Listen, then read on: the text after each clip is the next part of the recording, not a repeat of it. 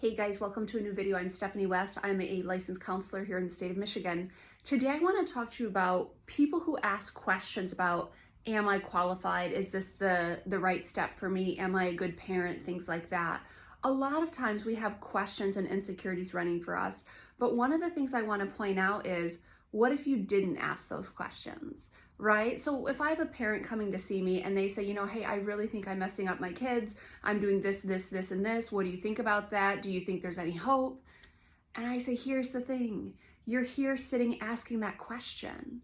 I'd be concerned if you were at home and these behaviors were going unchecked and you just didn't really check in on, does it affect, does it not affect?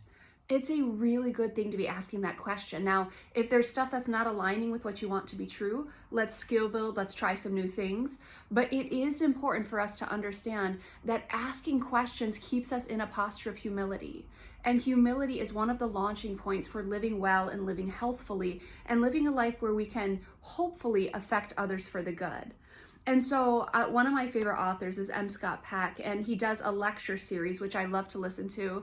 And he says every time he goes out on stage, he literally asks himself, is this what you want to be doing? Is this what you're supposed to be doing? Is this what you're going to continue doing?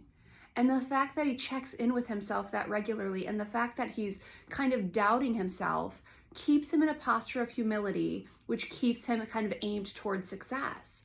If he walked around thinking like, hey, I've got it nailed, I've got nothing more to grow here, I can just kind of go on autopilot and do my thing, that's a problem for we, his listeners, or that's a problem for those who are learning from him, because that's not humility. Now he's the expert who can't grow anymore.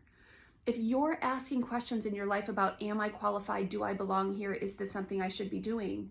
Those are good questions to ask. Now, they're not good questions to immobilize us. We don't want you to walk around insecure, having imposter syndrome, certain that you don't belong in spaces. That's not for our good. But to ask the questions is okay. It's okay for me to wonder, is this next stretch for my good? Is this next stretch going to be advantageous? Is this next business venture going to be something that's good for me? If I didn't ask the questions, that would be pretty reckless. So when I ask the questions, my job is to accrue evidence, both the pros and the cons of what's actually going on here. So yes, ask the questions and then wrestle it out. If you're going down one particular path with finances and you're saying, hey, I'm going to try this new thing, but you never check on, is it actually good for me? Is it beneficial? That's going to be a problem. But if you say, hey, I wonder if this program's for me, and you try it for 2 weeks and then you check in on your success, you try it another 2 weeks, you check in on your success, you ask yourself, is this the best way?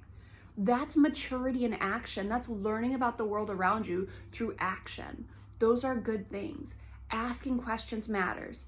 Am I doing this well? Is this the right fit for me? Is this something I could be good at? And then checking in, and we have to create kind of a metric for what does success look like. But don't think that asking the questions makes you unqualified. The very fact that you ask questions, I think, makes you more qualified than those who don't stop to check in whether or not they're on the right path.